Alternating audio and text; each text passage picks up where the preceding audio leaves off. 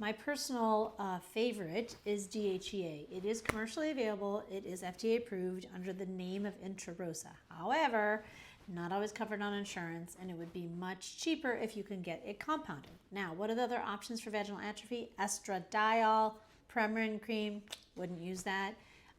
Estrace is the generic kind, and it also can come as a tablet called UVAFM sometimes.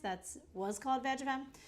So if we think about the embryological development of the vagina and the external genitalia, the bottom third comes from an androgen-dependent tissue. What does that mean? That means that it responds more to androgens, and DHEA is an androgen. Think about your skin and your hair responding to testosterone.